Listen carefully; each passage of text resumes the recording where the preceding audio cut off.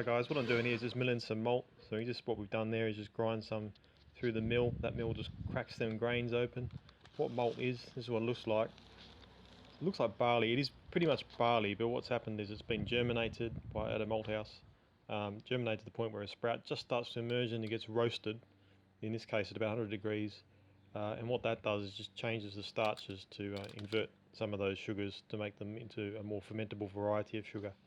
So this is all about crushing that down, crushing that malt down, not too much, just cracking the grain in half so that during the mashing process, which is part of the process of beer making, that the water in the mash tun can have access to all of those grains, but the internal contents of the grains. So we don't want too much flour because that'll stick the mash, it'll make it hard to drain the water out, or drain the wort out. You just want it enough so that it's cracked in half. This is pale malt. So this is the main body from all beer. About 90% of all grain bills is pale. This is Munich. Munich's a slightly higher temperature roasted malt, and it adds a more of a bready flavour to the beer. So this is what has already been. This one's already been crushed. That's how it comes out. So you're not going for like flour. You're going for just a crumble. You just want the grains to be sort of split in half. So here's the overall setup, and I'm just grinding this batch. This will be about 10 kilograms of the grain altogether, and this will make about 75 litres.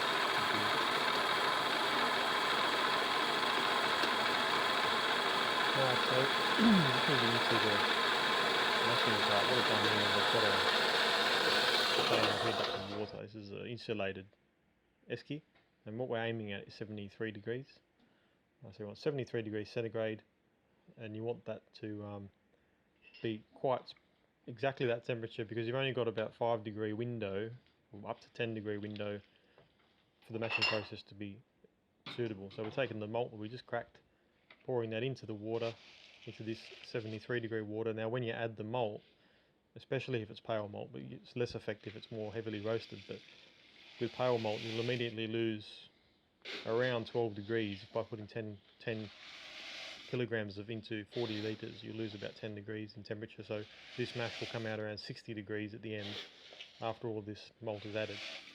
So it's just a matter of pouring it in and letting it sit for an hour and a half at 60 degrees.